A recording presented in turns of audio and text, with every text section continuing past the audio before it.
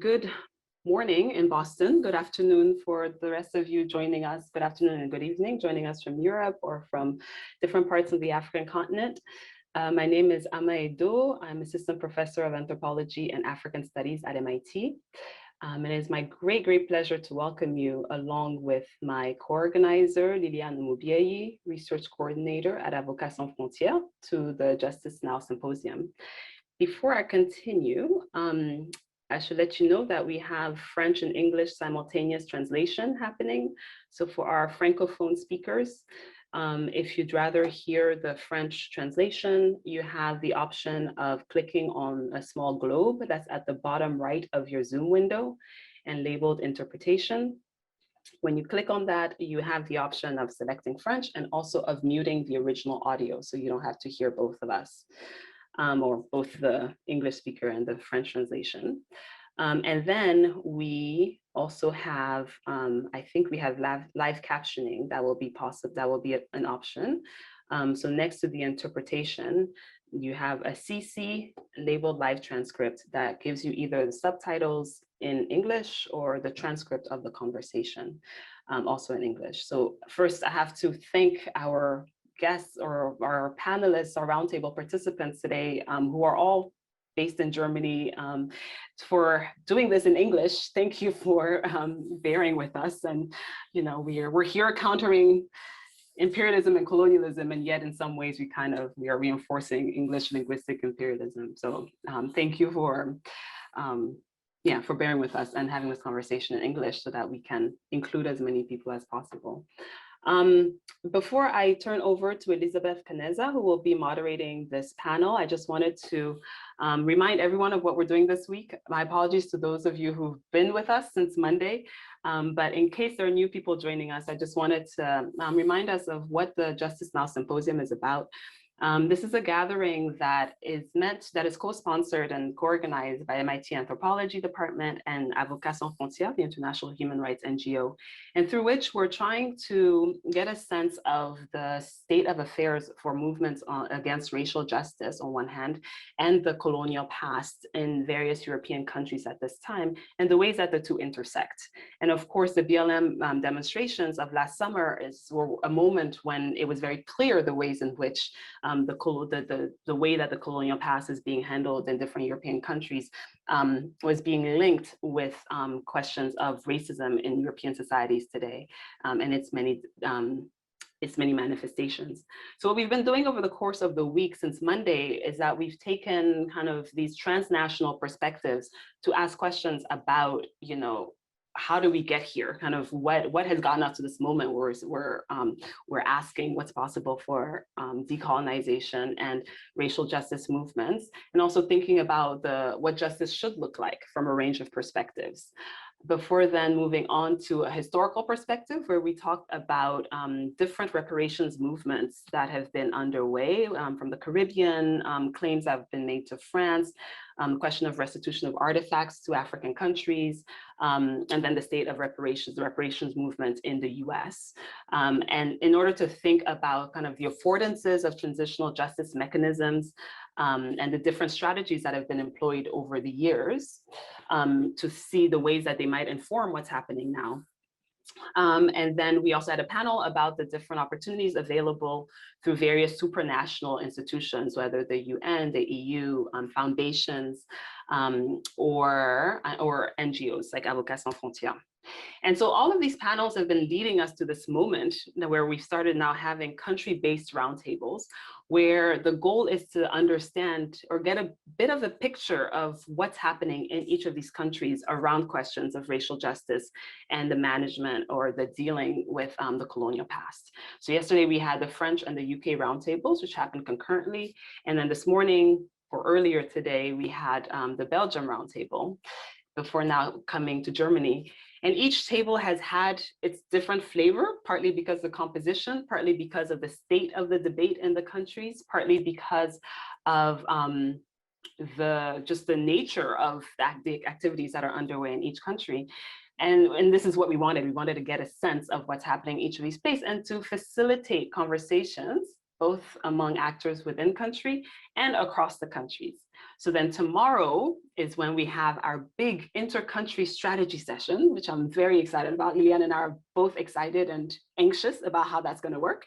But we're going to bring the participants from all the roundtables together to talk about what's going on across the countries and what's possible. So we hope you will join us for that also. That will be at 9:15 Boston time, 2:15 Brussels time.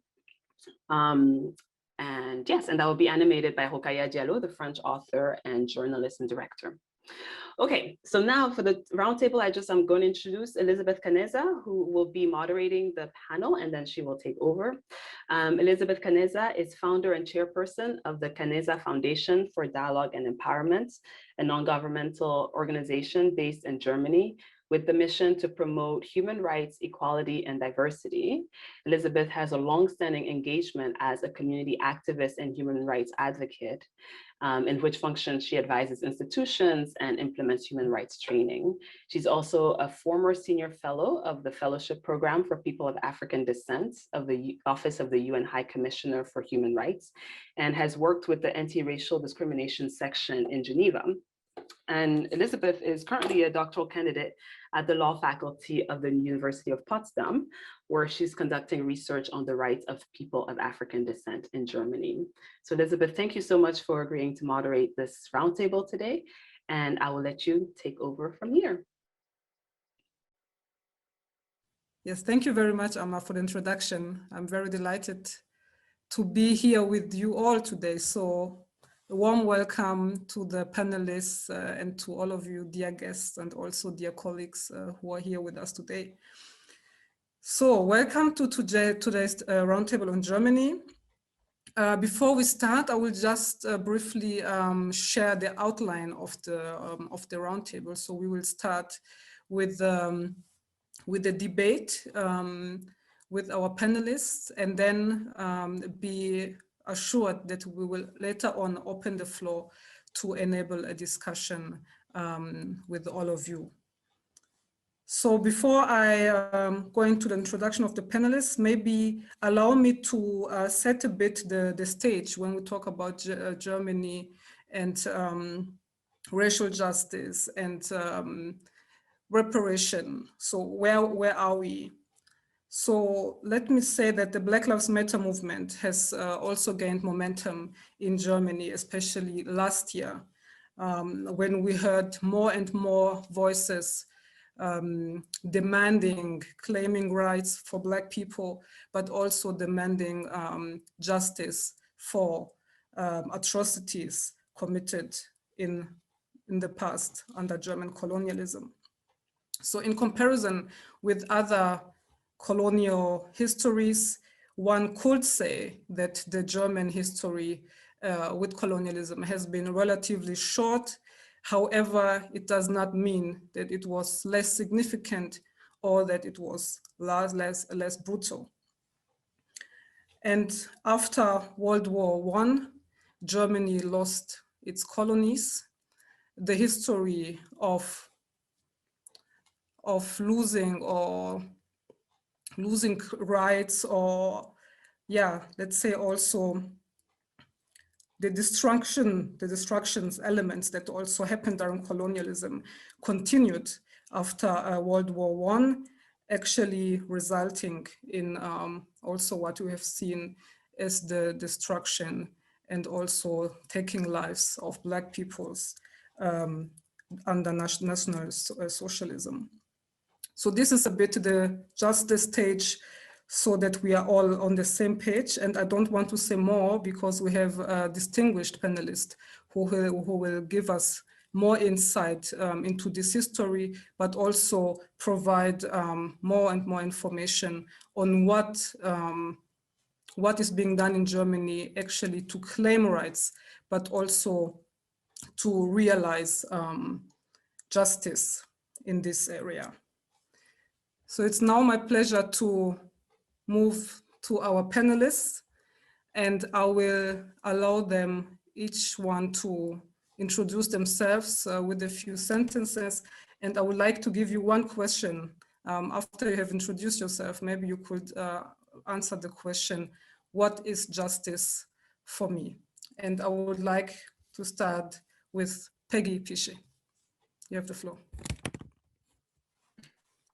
Thank you very much, Elizabeth, for this introduction, and thank you to Ama and all the others for organizing that and for having us here. This is really fantastic, and yeah, also we are still in this pandemic. It's possible at least to meet in this kind of digital spaces. Well, my name is Peggy Pische. I'm a member of the Black queer feminist collective ADEFRA. ADEFRA, Black Women in Germany, was founded in the 1980s, and I came to the collective in 1990, since my background is my biographical background is in East Germany. I was born and raised in East Germany. And when I came to this movement, I could start to actually live, grow up, coming to age in a time where you usually look and search for your own identity, and where I could have both of my coming outs together embedded in a movement, and that was my Black coming out and my queer coming out.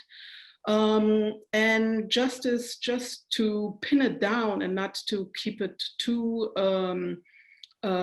general, would be for me to have exactly these kind of spaces where people not only feel that they belong, but where they get everything what they need for expressing, growing into their identity, and also being allowed to develop visions for collective futures. So that would be my answer, a very quick answer to what justice in general means to me. Maybe a quick note on my professional background. I'm trained as a literary and cultural studies scholar, and I'm working at the Federal Agency for Civic Education in Germany, where I'm leading a department on political education and plural democracies. Thank you very much, Peggy. Welcome and great to have you here with us. So our next panelist I would like to hand over to is Sarah. You have the floor. Okay, thank you, Elizabeth. Thank you for having me. I'm so excited to be with you here at this great round, and looking forward to the discussion. I'm a legal advisor and a lawyer, a German-trained lawyer, a legal advisor at the European Center for Constitutional and Human Rights, which is an NGO based in Berlin, and that is dedicated to strategic human rights litigation, meaning that actually we use the law in all its beauty and ambivalence, like being a instrument of power, but still also has emancipatory potential. We use that law to actually enforce human rights, and especially against Western actors, and often not only public, like states, public institutions and states, but also private actors like those global players, corporations, which is also very important, I think, if you think about racial injustice and colonial repercussions, if you think about already the founding of public international law, but also very, very concretely when you think about global supply chains, where again, Black bodies and brown bodies are used as commodities.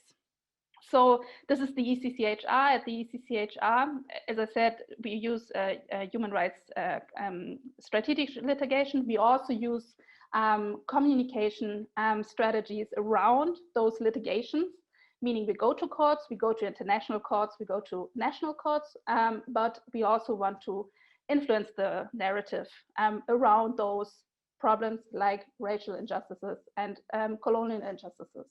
At the ECCHR, the Institute of Legal Intervention, just started to have a own project area of on colonial rights. And this is started with the event at the ADK, the colonial repercussions. And I want to bring your attention to that. You find it at the ADK website.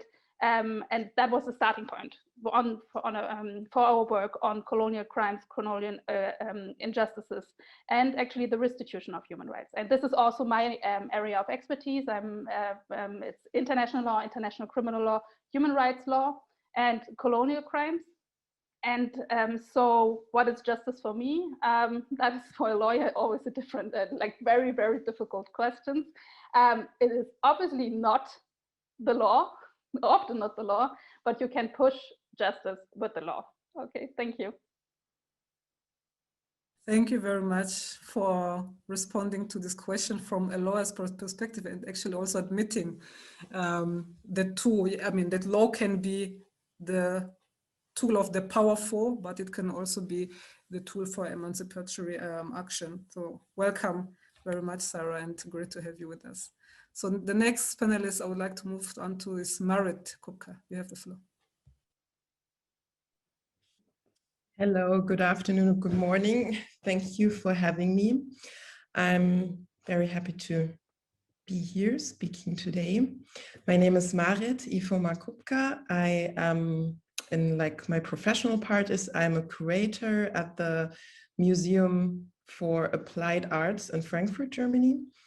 And besides that, I'm engaged in several interdisciplinary projects dealing mostly with the topic of things like racism and remembrance culture and decolonization of curatorial practice, art institutions in Europe and also on the African continent.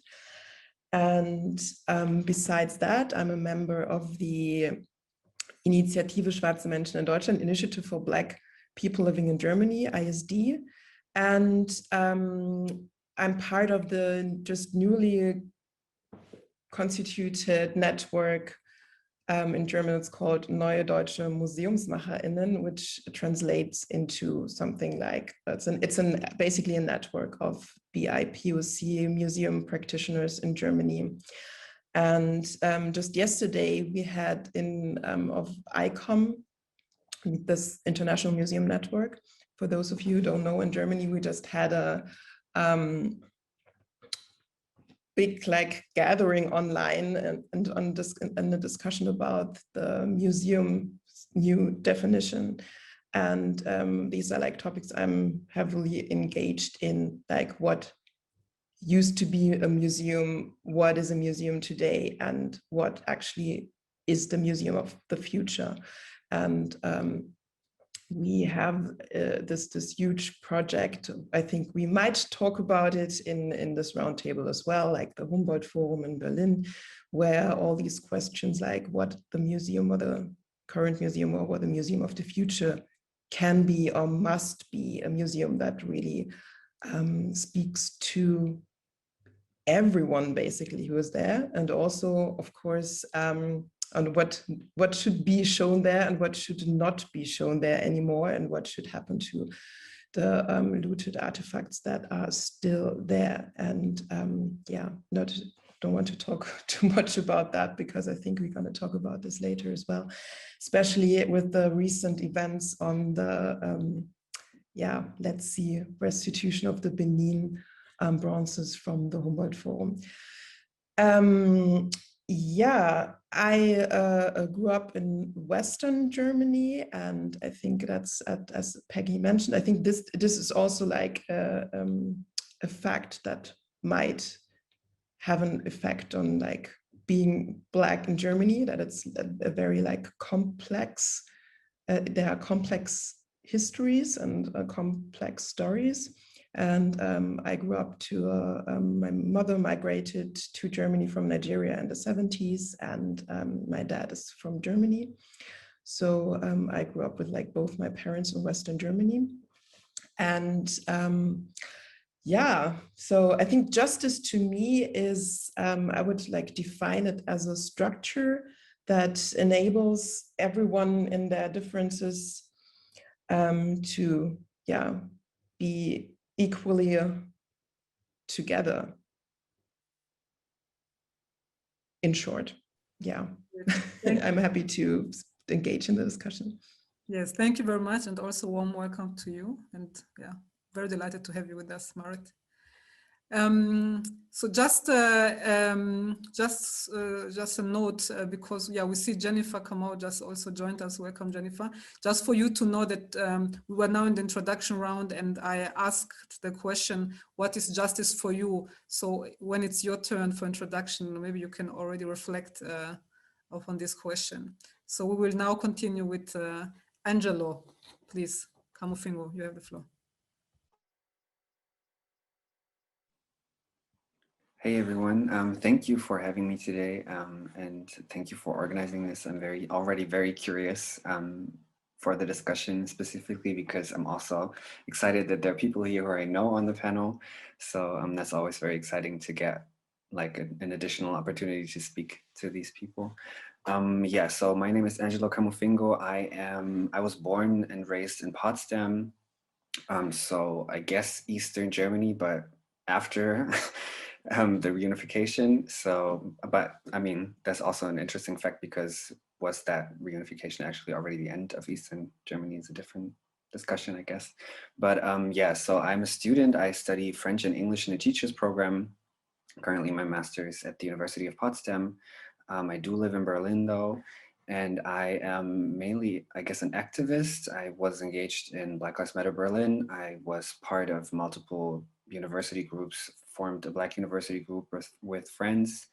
And in my studies, I'm trying to have a focus basically on specifically racialized minorities and trying to see how that affects students, but also kind of seeing how I can involve that into curriculums, into ideas of like lesson plans and all these kind of things. So what really has built up over the years is that I have this focus on education and anti-racism, and that kind of brought me also to become a freelance consultant, basically, and speaker on education and anti-racism, which is very interesting because I'm kind of like in the situation where I still am a student, and I'm being like, I have teachers, but at the same time I'm teaching students, but then also I'm teaching teachers who teach students.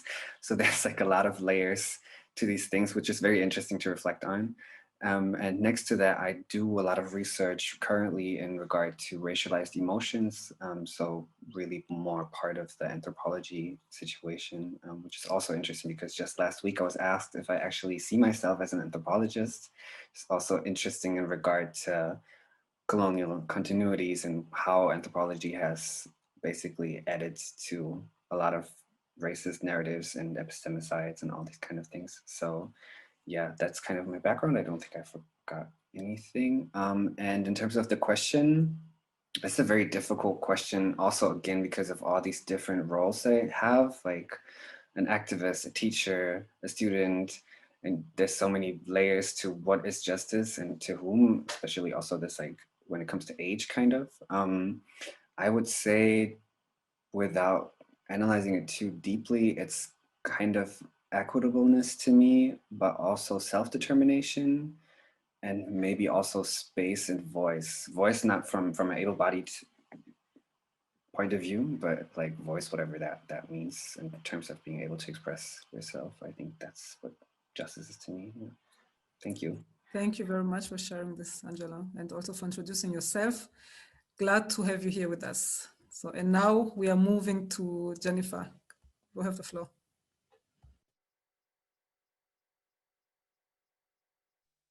Thank you very much, and I apologize for the technicalities.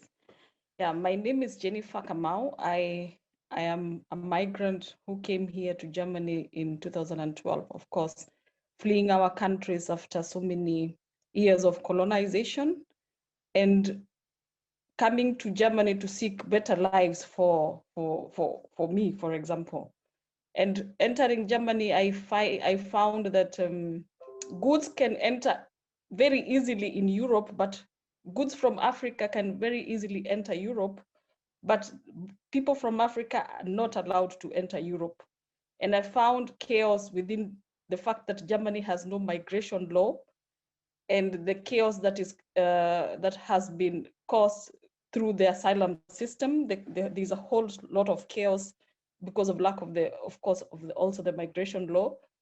So I started an organization, the International Women's Space, that started in 2012 and has been fighting for the rights of refugees and migrants. And since then, I have been busy in understanding and researching the law of the asylum law in Germany, and trying to react to points where I find that it is unjust to the human beings, to people who are migrating. And that brings me to the question of justice. In that concept, I would just address just as just being without the justice, because then it brings about the law. Just is the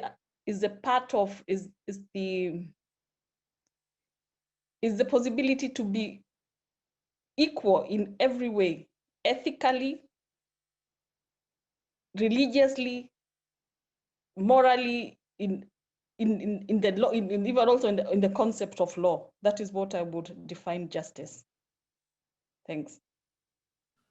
Thank you very much, Jennifer. Also, warm welcome to you once again, and also very happy to have you here. So I liked all your answers, of course, because they give different perspectives also, as you all said, from where you are on the perspectives on justice, but also on the solutions you can already contribute and provide for the movement, and actually for achieving this very high goal of racial justice. So we will now go into the discussion, the debate, and I have the first question I would like to address to you, and just to make sure also to those who are with us today that we are not going to have statements or just monologues here. It's a debate, and we want everyone to contribute. So this is now a question, and then please, dear panelists, feel free to join in with your answers and with your opinions, and also your expertise from the different angles that you bring into this discussion. So the first question is, what are the main issues in movements for racial justice in Germany? We have already heard there is a colonial past. We have also heard there's also a topic around migration, and there's also a topic about just bringing the voices and the Black lives, actually bringing them forward so that they can be visible. So maybe all this in taken into consideration, I would just now like open the floor for this roundtable for this first question. Yes, Peggy, please. Thank you, Elizabeth. Well, yeah, to set the stage about what we are basically dealing with, I would say to start with is recognition of Blackness to begin with, that Black people are in Germany. And I say that this generally because we are very easily to be detected as something alien, and then there are also language and marcations are possible, and even putting us somewhere into laws. But Blackness as being a genuine part of Germany and German history, this is lacking. So this is what we're facing. That means movements which are heavily, of course, connected in the diaspora, trans-diasporically connected, are still facing that they are being seen as something alien, like, oh, you're coming to this country. And there's nothing wrong with coming to this country, because this is, where we are in solidarity with our movements. But it also does not help to get a genuine understanding of Blackness. What is what I mean with that? We had in Germany up until 2000 for the citizenship law, the so-called jus sanguinis. meaning the law, and I'm not a lawyer, so you hear that on the stumbling on my language right now, but citizenship was being basically passed on through the blood. And the citizenship law goes back to 1905. So this old citizenship law, back to 1905, when Germany was very busy how to create a unique citizenship construction to keep out the populations of quote unquote their colonies. So they went another way than other European and white colonizers.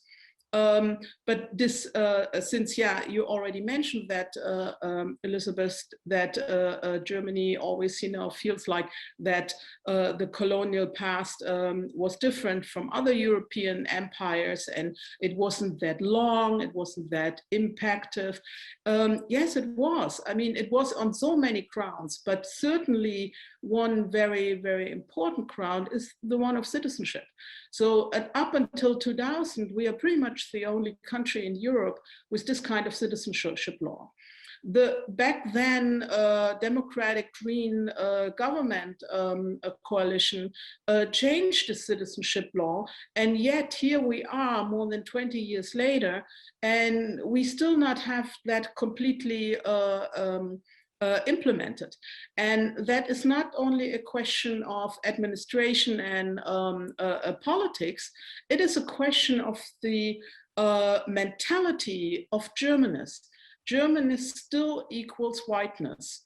So when it comes to racial justice, what our movements are facing and working into with every day means exactly that. That there is no recognition of a genuine understanding of Blackness in Germany. So that has impact on our work. As you know, Elizabeth, we are closely working together in that too, during the UN decade for people of African descent. We are now heading towards the end. It is a decade lasting from 2015 until 2024. As ADEFRA is one organization which took on to work on the implementation of the UN decade in Germany and mainly in Berlin, since Berlin is the federal state which started this on a state basis, started the commitment to implement this ratification. Germany ratified it. So I don't want to go into details what it all means, because of course it's an activist work. What we're doing, it's the groundwork, so to speak. It's sometimes feels very heavily. But one part what we are always struck by is that the administration, not so much politicians, because they don't go into the details, but actually all the institutions which are then have to apply laws and, you know, coming up with the the daily stuff that it works for their people. They always run into the point of completely misunderstanding, to say, well, we don't even know what kind of group you are, to say that, you know, in a little bit more, daily language. So people of African descent, also Germany ratified this UN decade, is not a completely understood and legal term in Germany. So that means when we then come to the point to say, what can you do against the discrimination for people of African descent, as you ratified in this document, they say, yeah, of course we are against discrimination, but we cannot do anything for this specific group because our laws says we cannot what is it again? Now I'm getting a little tired before time. We cannot discriminate. We cannot treat. Exactly. We cannot treat unequally other groups. Right, because then we come in the other way around. We cannot discriminate against other groups, you know, by singling out one group, you know. And this is closely connected with the last part I want to make. And then there's of course so many others, but my colleagues will get to that. The question of race, I mean, that is what I mentioned with, you know, the citizenship law to start with. So the definition of race is very complicated in Germany, and it's quite different from France or from the UK. And since a couple of years now, we have a debate on whether or not to eliminate race from the constitution. And also the movements, the civic movement, the BIPOC movements are not agreeing on all grounds here, because it is a development, and we also need to have these debates on what does this actually mean? On the one hand, it's good that we have a window that we can actually talk about something like race in Germany. As you mentioned, you know, with the Black Lives Matter movement from last year, we had an opening that for the first time in this country, we actually talked about structural racism. So structural racism, not like that, you know, this old uncle who never got with his mind in the 21st century is a little bit racist. No, we finally admitted we do have a structural racism problem. However, we still don't have a real definition of racism. I mean, we do, you know, the Black political movements, we do have that, but it's not applied in German laws, it's not applied in German politics. And that's why if we eliminate race out of the constitution, and that is just, you know, I'm bringing now our position here, and I know we are different. If you could try to say it while wrapping up, thank you. Yes, exactly. That's why, you know, these are the little moments where you actually have something in terms of a legal argument, you know, because actually what in Germany justice means is to do not talk about race, do not talk about racism. If you're not saying you're Black, we actually don't have a problem. You know? So. Thank you very much. Thank you very much, Peg, and I think you give us a very, a lot of ground topics to continue discussing on. And just for a point of correction, because what you just mentioned about the equal treatment argument, which is being brought forward always, that from an international law perspective, if we bring in positive measures for discriminated groups, we do not talk about discrimination or positive discrimination actually, because these are positive measures to actually make sure that those marginalized can actually have equal rights. So just for us to be on the same page, because I know this argument often comes in the German context. Anyone from the panelists who want to, yes, to state something on what Peggy said, or just some new angle, new perspective on the question? You have the floor. Yes, please, Angelo. Yeah, thank you. Thank you, Peggy, for all these very important things that you just said. I think I would just like to add what you started with, saying that one of the major issues that we deal with is like recognition. And you already talked about basically the existence of Black people in Germany. And I feel like that part of the recognition goes beyond the scope of like, how long have we been here, but also like the basically diversity of Black people in this country and their backgrounds and what that actually means. And I feel like some of us already touched on where they're from, for example, when they are from Germany, like East Germany, Western Germany, and all these things. And that plays a big role in like very different experiences and very different needs and very different things that have to be tackled. And then part of that recognition obviously plays out in education, because it's like one thing for people to recognize and accept, okay, there are Black people in this country from various backgrounds. It's a different one to like actually teach that to people, not only when they are in their 30s, 40s, 50s and have important positions like politicians or whatever, but really start that from the early ground up. And that's something that I that I always see again in educational spaces, where it's like that is something that is clearly missing. And as much as I know that a simple change of a reading list is not going to eradicate the issues, it is important to make kids and young adults and whoever aware of the fact that like what has happened in terms of like who is here, but also in terms of like what have we done. Why are people here? Not all of us are here because we were born here. Some of us are here because they are refugees, some like for different reasons, right? And then when it comes to colonial history, that there's this tie between recognition and accountability.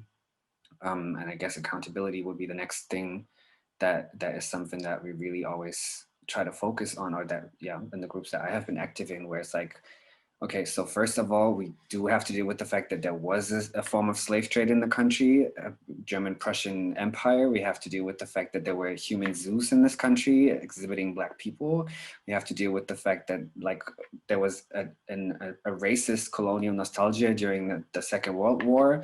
We have to deal with all of these things and then realize how that actually has a very strong influence on historic continuities in this country and on a mindset that is being pursued on. And we have all these colonial, post-colonial, decolonial, anti-colonial groups in this country who try to really show us places and show people spaces that are still colonial heritages and that are still racist images and so on and so forth. And that's not really gone. And then the accountability part, where it's like people don't take the responsibility or are not like being held accountable for the things that they are contributing to, for the things that they still do. And I feel like that's the part that plays out in education, in law, where it comes to like police brutality and racial profiling, all of these things that are basically results of a very long history of colonialism that is being hushed up in this country, even when it comes to colonial relations, right? So I feel like that is also something that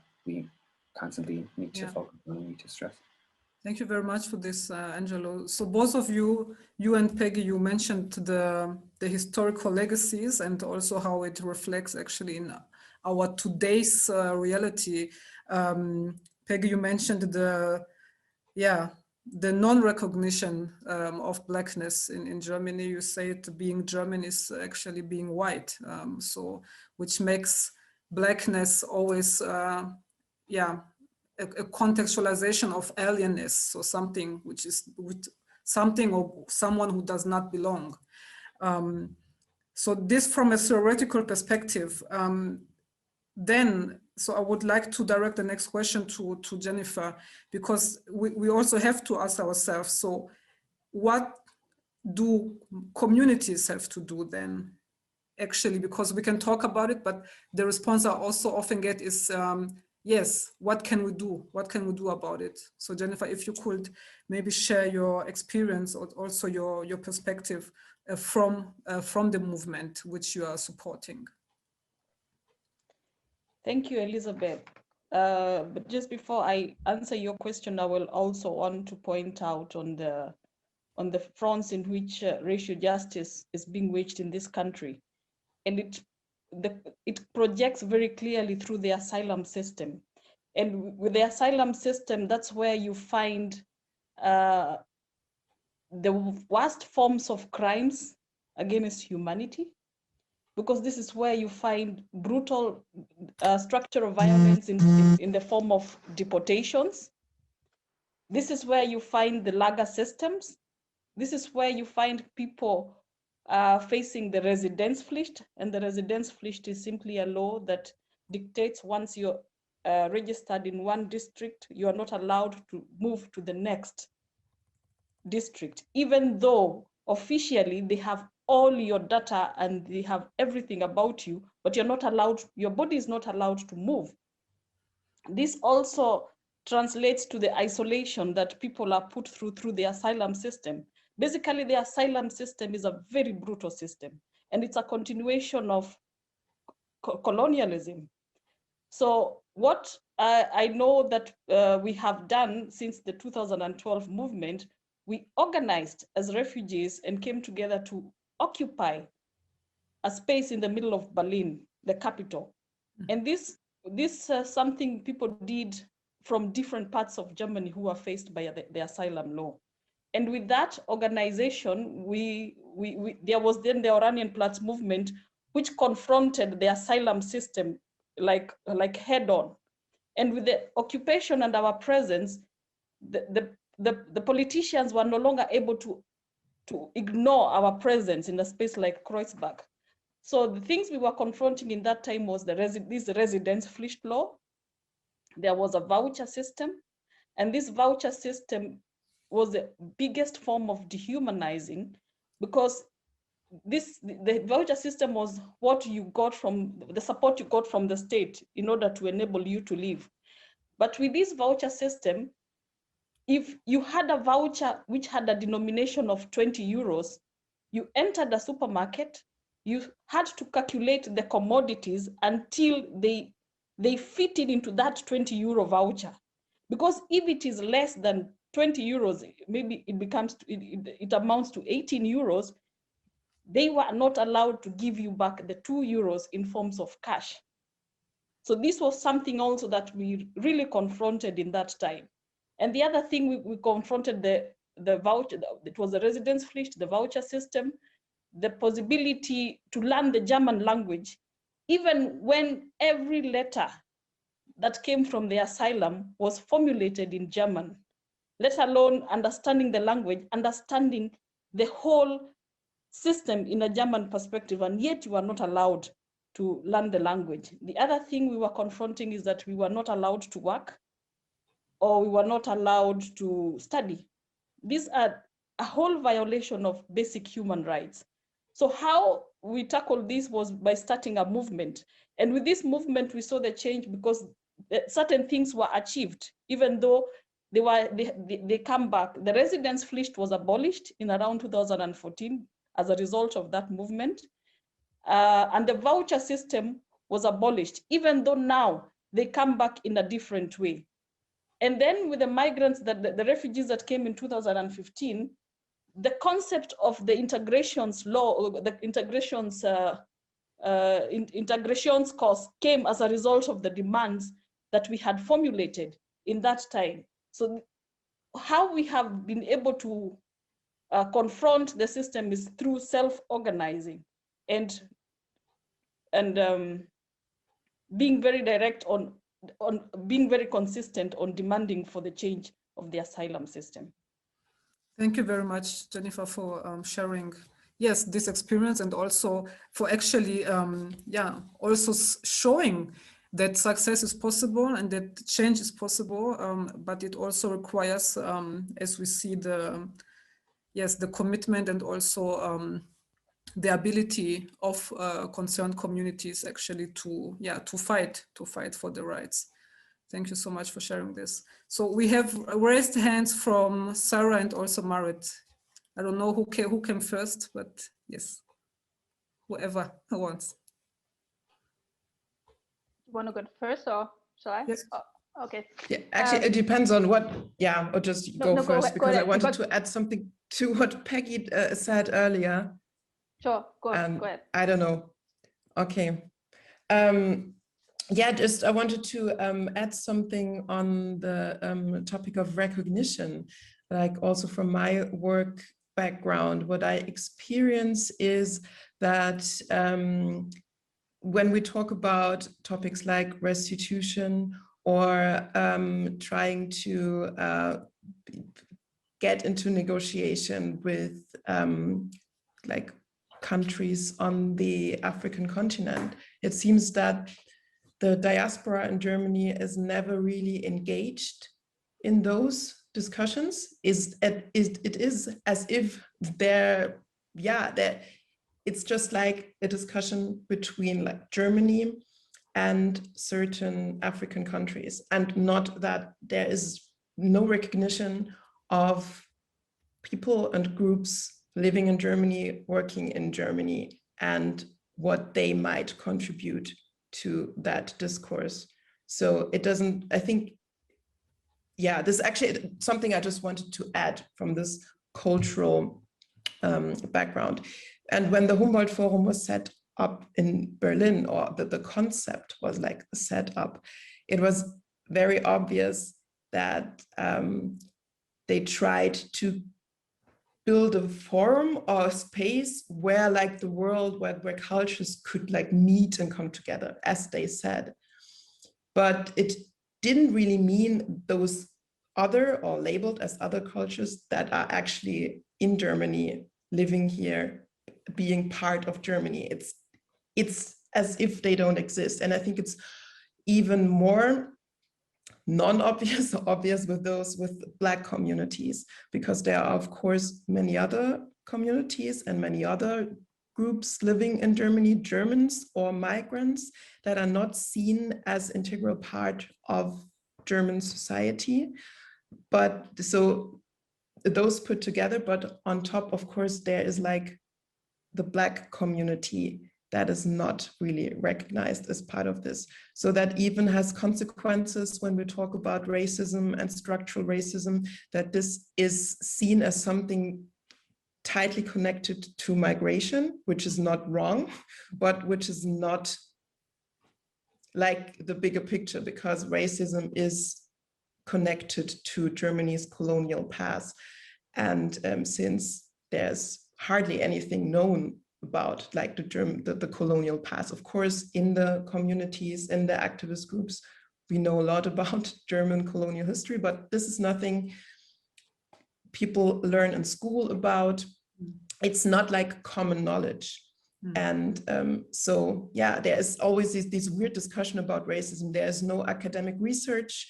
There is, of course, academic research on it, but it's always kind of tied to a younger phenomenon like migration, which happened after Second World War, and not goes like beyond that, and does not look into Germany's colonial past. And I think what Peggy said about a citizenship law, this is like really crucial, because when we look at the history of the German citizen law, we can learn a lot about racism history in Germany.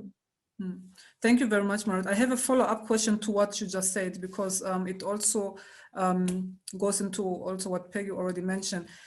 Just the understanding in Germany, just a question, is it maybe that actually by creating this invisibility from a German perspective, this is thought to be something positive, that actually one does not have to highlight one's background or one's color? So maybe this is like where there is this misunderstanding. Yeah, I would agree. I would absolutely say that there's this trope of like color blindness that, of course, that when you talk about race and racism, you kind of create it because it's not there beforehand, like this weird idea. I think that that's not limited to Germany and discourse here, but this is like, I think, like really strong belief here. And there was like International Day of Anti-Racism last weekend, and like a major German, like Deutschlandradio, major German radio station, they had like an interview where some philosopher just told that there isn't something like the structural racism. Like, you know, people who are not into research, they get like the attention and get like the space to really like in those major broadcasting studios talk about stuff they don't actually really know things about. But yeah, so that person could just like be there and claim that there's nothing like structural racism in Germany, and that this doesn't even exist.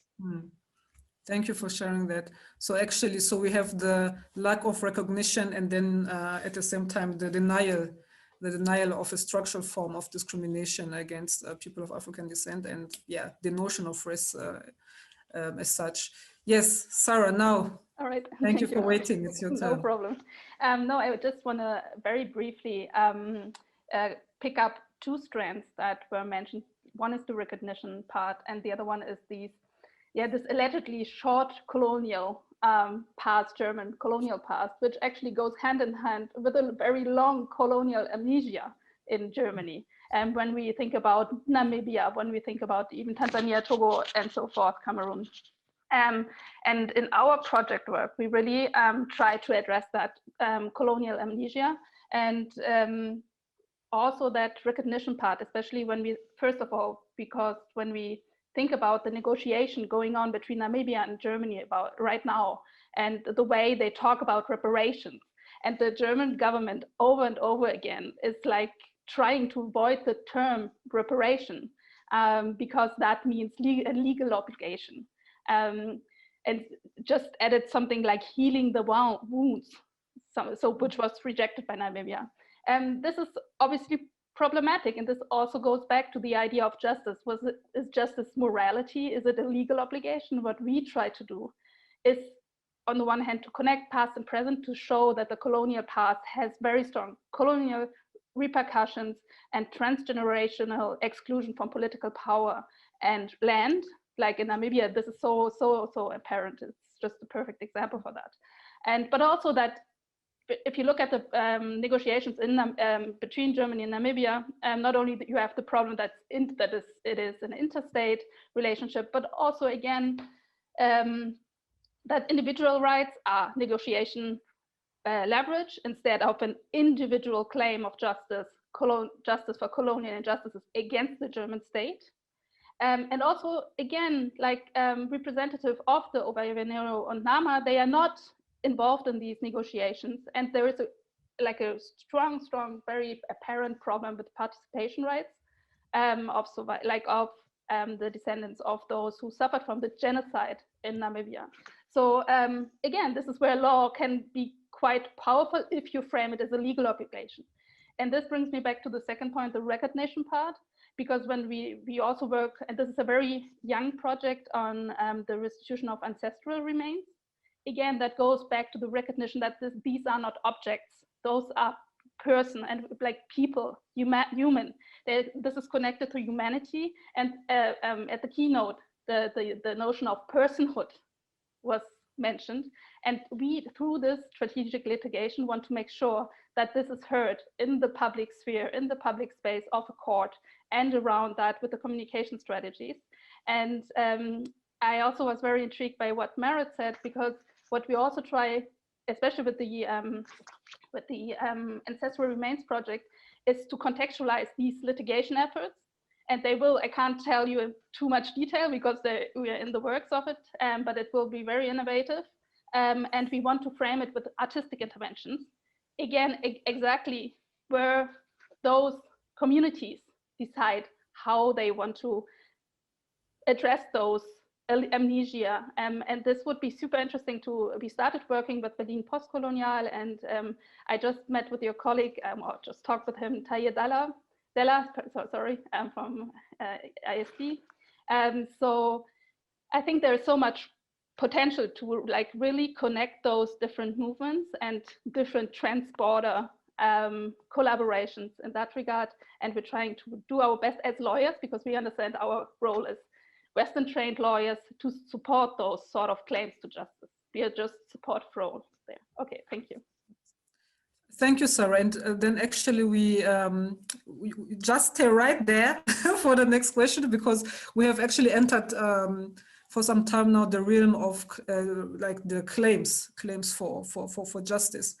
So my question to you is also, you mentioned the case of Namibia. So my understanding is oftentimes that people actually are a bit stuck by the idea that Germany first had colonies, and second, that there was something which could be framed genocide on the African continent. Could you maybe elaborate on the history of the Namibian case? So just the brief facts. During the colonial rule in Namibia, there was this uprising by the Nama and the Ovahereru during then the follow-up by General Trota. They discover this genocide, during 1904 and 1908. And during that time, the people like the group of the Ovahereru, they were extinguished like up to 80%. So it's very clearly, if you think about genocide in today's terminology, it's genocide, because they were killed as a group and with the intent to destroy the group as such. So if you talk about the legal terminology. Obviously the problem, and this is also a very legalistic answer, at that time the notion or even the crime of genocide didn't exist.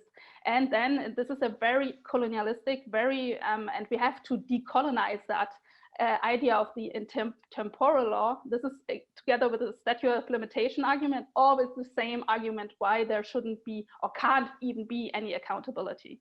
And this is obviously completely wrong, because the law at that time was defined by the Western colonizers. They decided what the law was, who were the civilized, who were the non-civilized, who were the other that needed to be civilized, so forth. So there is obviously a problem there, and I think what we can do is to repeat, and this is what the German government does. It says it could be genocide, but only in a sort of ethical, but the responsibility that comes with it is only ethical. It's not, again, the problem between morality and law. And here it needs to be really about a legal obligation to have reparations in that regard, also reparations in terms of restorative justice. It's not about the compensation as such. It needs to be a wider frame. And the interesting part is that that was Professor Besson from France. She mentioned that with the with the traditional framing of national torts law, for instance, or accountability for public officials and so forth, it's not possible. Or even with the current positive international law. And this is what we try to challenge. We want to use the law again in a very innovative, critical, subversive way even. And even it could be that the case might not be successful as such, but you can raise awareness, you can, and even if only a case is admitted to a court, that could be already a success. Again, because it's about recognition, because accepting that you have a legal obligation. Yeah, thank you very much for shedding the light on the topic, on the claims and the legal response actually, which is needed. And I would like to make a parallel, because I studied this also in my PhD research. Actually, the parallelism to the reparation case following the Second World War, right after the Holocaust, also that we do have in Germany a prime example of how to go about with reparation, how to address injustices of the past. And unfortunately, there is but a single story so far when it comes to this, to this whole complex of addressing the past. So this is also, I think, something we have to go beyond. Well, then coming to the, I think, final round, it's look into the future. So how can we go forward? What are new opportunities to advancing the struggles? And if we understand them together, both anti-racism, but also addressing colonial past. To all of you. Who wants to go first? And then also highlighting that we will then move shortly into the group discussion.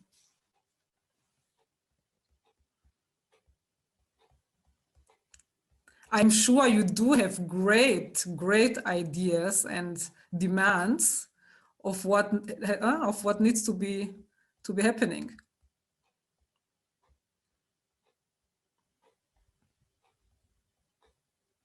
If nobody wants to talk, let me say, Peggy, please.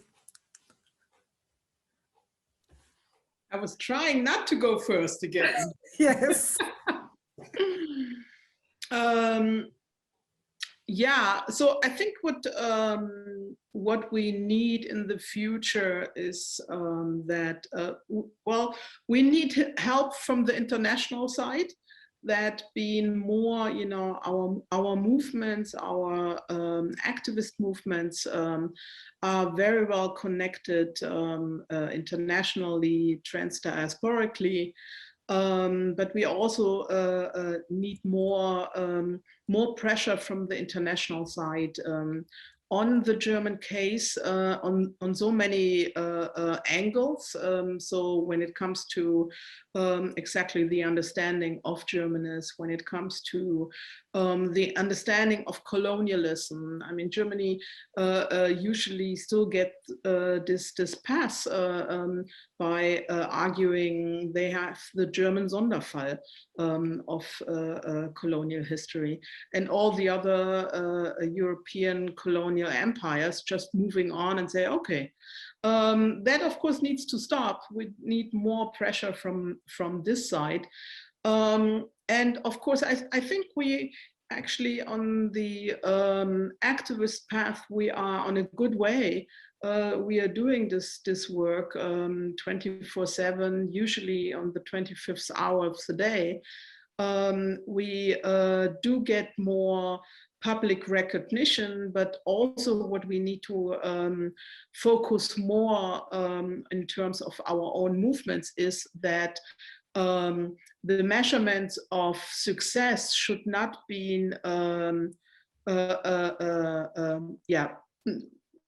pictured by the general society's recognition, but so it's more in the way of how we actually in our movements can pass on the work, what we already did, what the people did before us, in this intergenerational also discourses and discussions we are having. So that what we are doing right now is heavily informed by the work what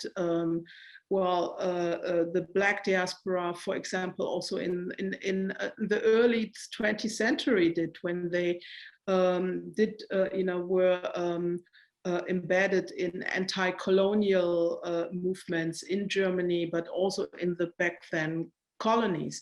Our work is based on the shoulders of our elderly sisters and brothers who worked for recognition, for that we are able to have a language like that we can talk about Black people, Afro-German, is being handed to us by the feminist work from sisters like Katharina Oguntoye or Mai Ayin.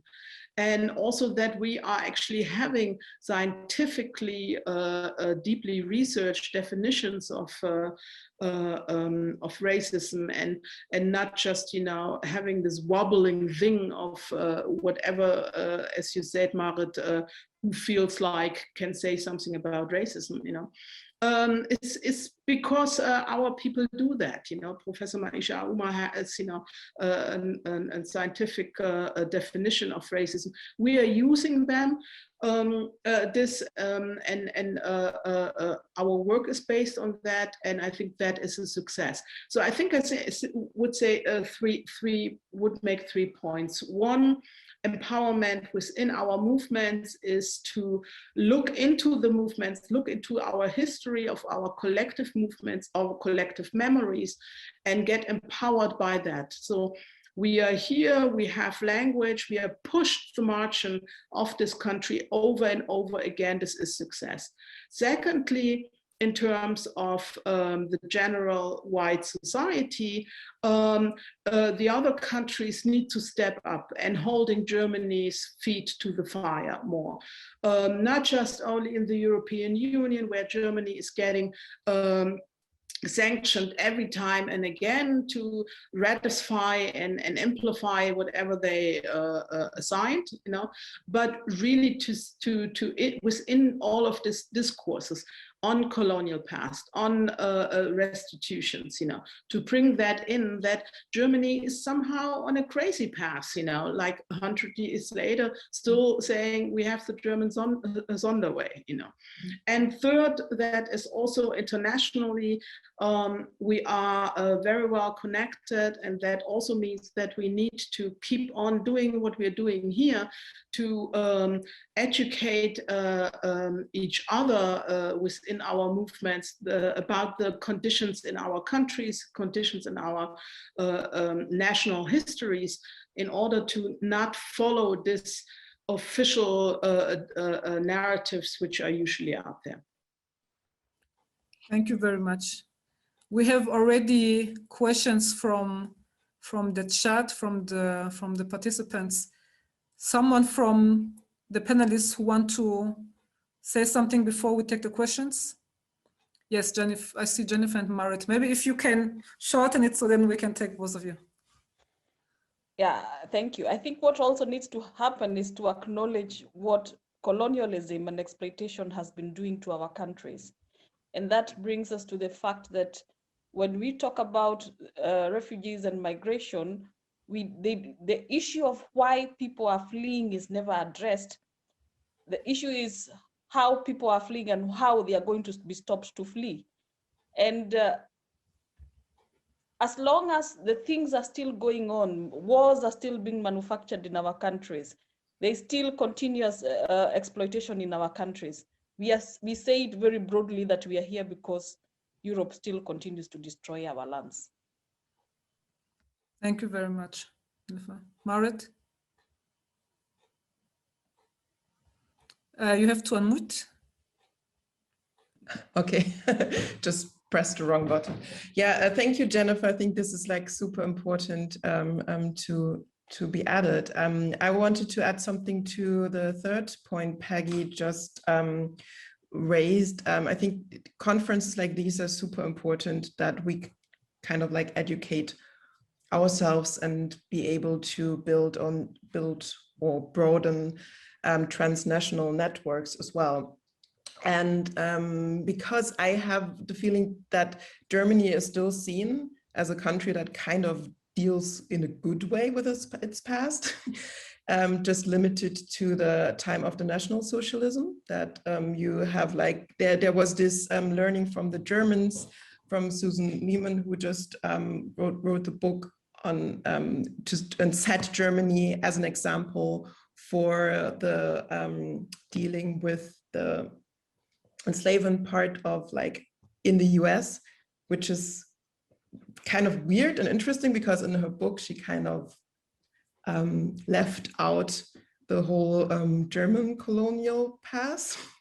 There's in Germany there's this weird it's like completely split up in a way, and what it's slowly starting to get more into like broader discussions, mainstream discussions, or again into mainstream discussions, is this topic of like multi-directional memory, that they are like that there are ways to or need to be ways to confront Germany's past from like several perspectives, and kind of include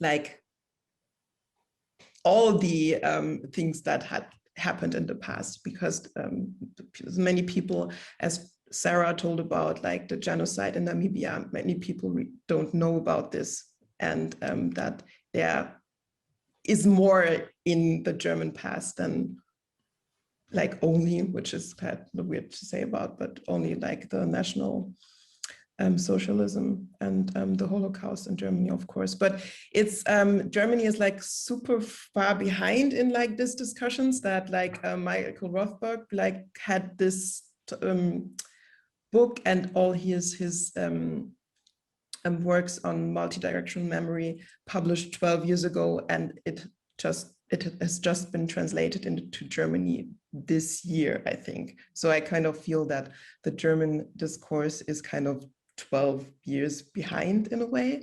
So I think it is very important to have like conferences and gatherings like this, that we can like exchange and also like talk about what is going on in Germany and what we need to work more on. Thank you very much, Marit. So yes, we want to go into the question, and the discussion has been very interesting, and also, of course, not always easy, you know, to cut someone or all of you somehow short, because all what you're saying is very, very relevant and very enriching for all of us. So now, screening to the question, we will do our best to answer the question. Some of the points have been already highlighted. So we have here a question.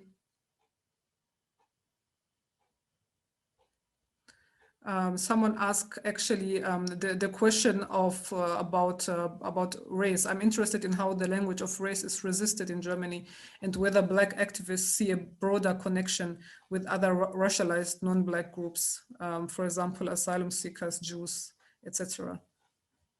Someone who wants to take this question? Yes, Peggy. And may I ask maybe your contribution to be precise and short? Thank you. Well, it's a large question, and it's a complicated history. Race is brought into the German language by Immanuel Kant, and all what we need to know is that it was motivated by finding a way to prepare Germany for imperialism, because Germany did not have colonies at the time. So, and also to distinguish themselves from the other colonial empires at the time. After 45, race was kind of been inwoven into a taboo. So race was actually, there's really good research out there which shows us how race is put back on the Black body, literally the Black body, because that was still acceptable. No? One of the liberation armies, and we should not forget, comes from the US, where segregation and the Jim Crow area was still alive. So racism at this point was not a problem as long as it was targeted on Black people. And that is also within the foundation of West Germany. We cannot deny that. So that all lies into the word of race in German as well. And that's why we are pushing since more than a decade to make a distinction between using the word race in German as an analytic category to speak about that, what I did right now, because that would be so much harder to do that in German, and also distinguish it from the racist category, saying race in the tradition of Immanuel Kant, and also in the tradition of the Toxi generation being depicted after 45. That is very short. Thank you very much, Peggy. And then we have a question I would like to address to Marit, because it goes, because you also talked about that actually few people know about colonial history of Germany. So the question says, I never really learned anything about Germany's colonial past in school. It seems as if we have to educate everyone about the colonial past first, because it is the basis for understanding any racial behavior patterns we might or might not be aware of. How could this be done on an institutional or I think on an individual level, or and on an individual level? Short answer, yeah, I think on an individual level is like, I think the easiest way is to just like read about it and educate yourself. But this is, I think, not enough, but it needs to be implemented in the educational system and needs to be taught in schools, and which is not really happening. And like, I think if you just like ask random people in Germany on the street what they learned about German colonial past or history in school, I don't know if like Angelo can probably say more about that. They will say like, yeah, maybe like 2 hours or something. So they we just don't learn about that. And I think it really needs to be implemented into the educational system.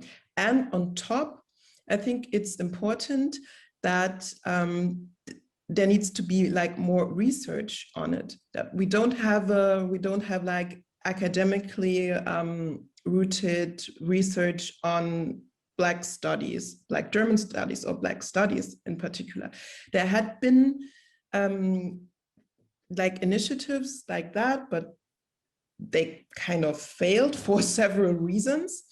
And I think in Germany, this is something we really need, because I think the most interesting or most profound things that happen research-wise happen in the US, basically, in institutions for like Black German studies, which is kind of weird that like books, publications are like, yeah, happen in the US and don't happen in Germany from throughout Germany. So this is actually something we need. And there are some initiatives working on that, but we are not there yet.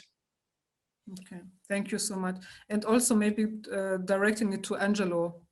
I know you wanted to say something earlier, so maybe also directed to that, or you can bring it together. Thank you. Thank you. Yeah, don't worry. I know that time is always a thing when we do these types of things. I mean, I totally agree with Marit that is still missing in educational spaces. And I feel like regardless, like when we say it's missing in schools, usually what people think is that it's missing in history class. But I think it's important to understand that it's missing in multiple subjects, because schools in different states of the country have different subjects that are very relevant when it comes to colonial history. Let it be philosophy, let it be languages, English language courses, let it be art, let it be music, let it be all of these subjects that at one point will deal with a topic that would have to be related back to colonialism. And I feel like that is something that is missing. So taking that back to where it starts, you really have to look at universities and who's teaching and what are they teaching and how do we deal with the education, like with educating upcoming teachers and all of these things, and how is that being implemented. And that's such a big task, not only because educational policy is such a complicated field, it's also just so different in every German state. And that's why I feel like, for example, I completely agree with the transnational movements, but I do think there has to be a lot more solidarity and connection between different states of Germany, because the way that the country's organized, everything is different everywhere. And we either don't know that in which way it is different, but we also don't know, are there people who are already doing this? Are there some efforts that are already working? Who are the groups? Everything is very Berlin, big city, Hamburg, Cologne focused, but what is with the parts of Germany that are much smaller, and the Black people that live there? Because I think one issue in Germany is too that you have a lot of small towns where you probably still are the only Black child in town. And how do you actually like make sense of these things, right? So I feel like, yeah, that's just something that is very relevant when it comes to education too. Like, how do you make it bigger than where you are? But also when we think of the space right here, is kind of seeing how do we use our own educational privileges and share them with other people. Because as much as I do think that conferences like this are very important, oftentimes things stay in specific spheres. I really don't know how to pronounce that word.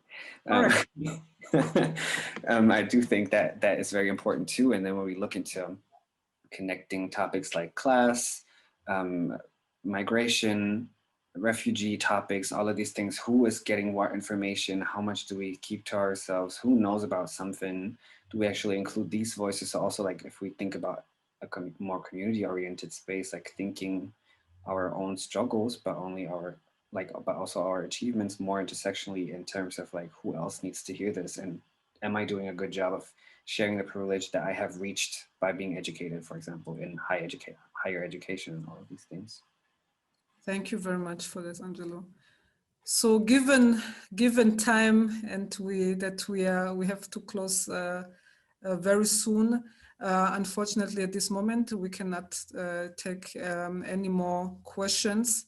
Unfortunately, grateful for everyone who contributed, and also thank you very much for your responses on that. We know time is always not enough to discuss all topics, and especially given the very rich knowledge that we have here. I think we could go more into depth and topics, but unfortunately it's not possible. And yeah, my task was to give the roundtable as much space as possible, so that we can tackle the issues we are dealing with in Germany. So I would now like to have the final round, dear panelists. Yes, and to ask the final question of where you see the movement ahead as you close. Thank you.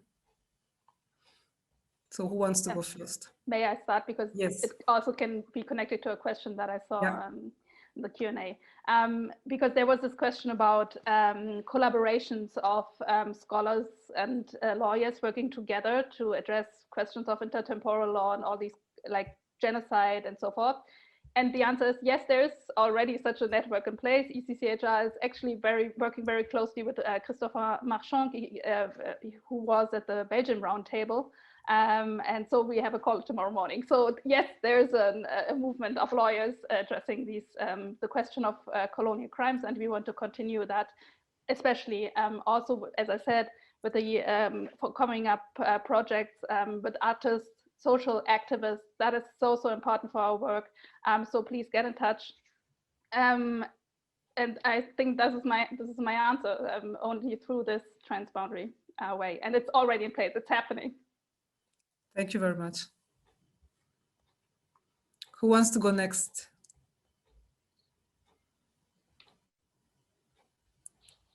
Maybe if I can choose then, Jennifer. Yeah, a lot has been going on, especially when I reflect on when, after the Oranienplatz movement, so many grassroots groups are forming. Self-organization is really working. I've seen a lot of small grassroots organizations that have sprouted up since the Oranienplatz movement. And this is a good sign because people are beginning to take up responsibility and refusing to be in a victim position by organizing themselves. There's a lot of also network that is happening all over from different levels. And I would just agree with Sarah, so many things are happening. It's just that it's not visible. It's very slow. You cannot leverage it with the effect it has. Not the effect, the change. The change is not as big as the effect was. So it was going to take quite some time, but we are moving on in that direction. I'm very hopeful. Thank you very much, Jennifer. Next, Peggy. Yes, I can continue on that, what Jennifer just said.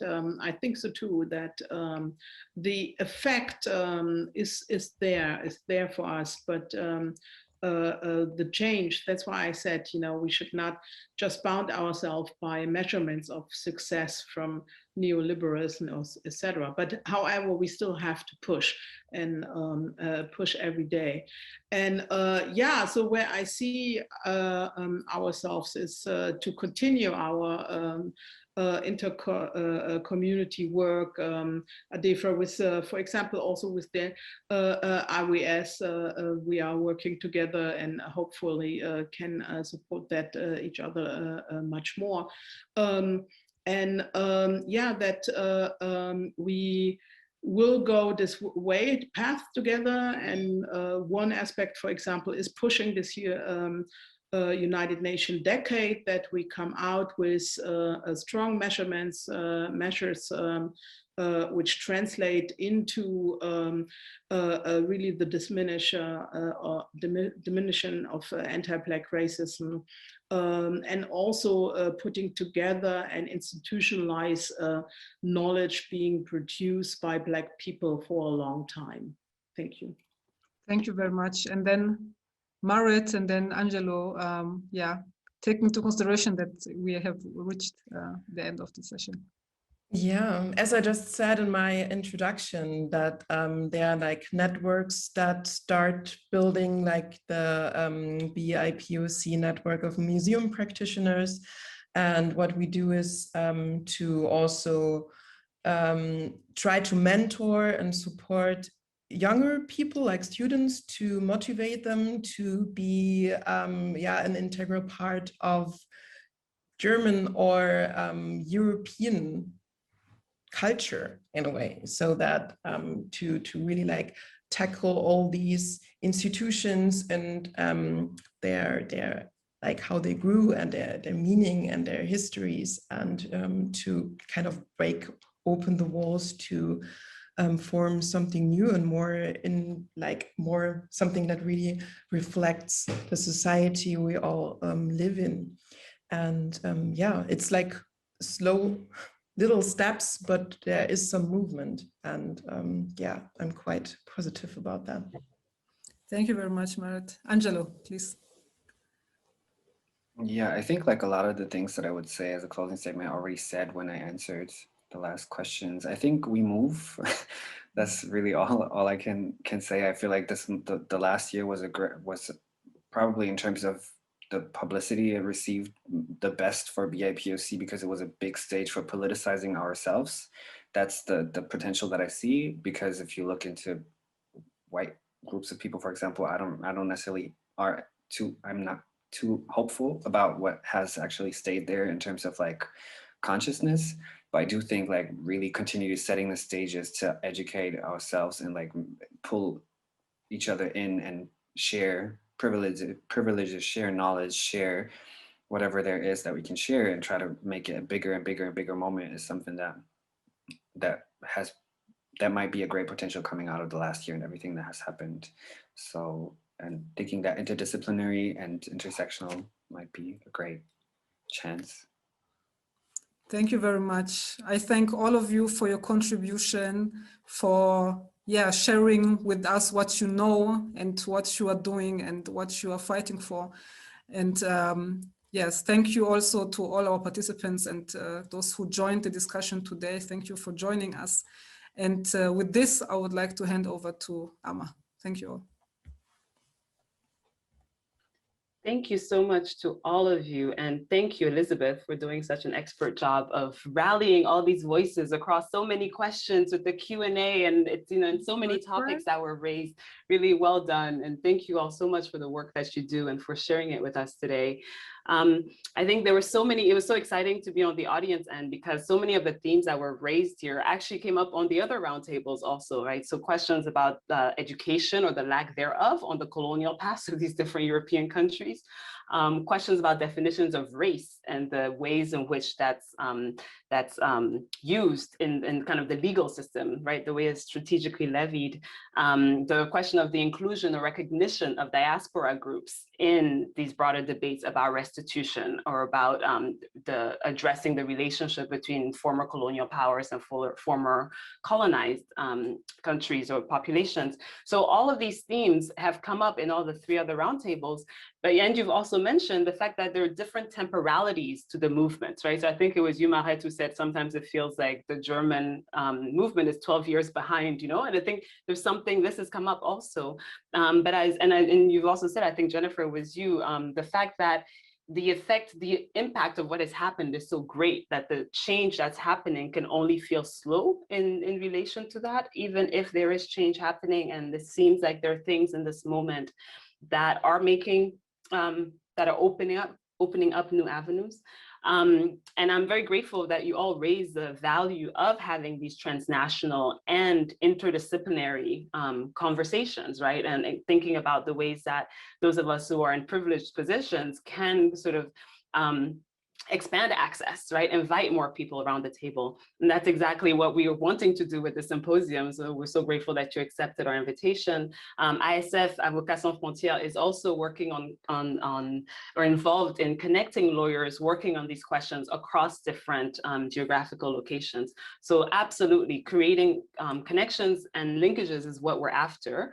And so tomorrow, this is the plug for tomorrow's session, which starts at 2:15 Brussels, Berlin time, where we bring all the roundtables together from the 4 countries moderated by Rokhaya Diallo to kind of see really what's the way forward, right? How do we not let this conversation end at this conference, but really see the possibilities for working across movements, across countries around this these joint struggles of racial justice and a just way of addressing the colonial past, Europe's colonial past in Africa specifically.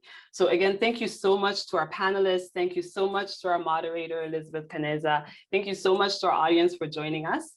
And I hope that you'll be back with us here tomorrow afternoon at 2:15. And thank you to the translators. As always, you guys are phenomenal. And to the tech team behind the scenes. We'll see you tomorrow. Thank you very much. Thank Nice you. evening. Thank Bye-bye. you all. Bye-bye. Thank you.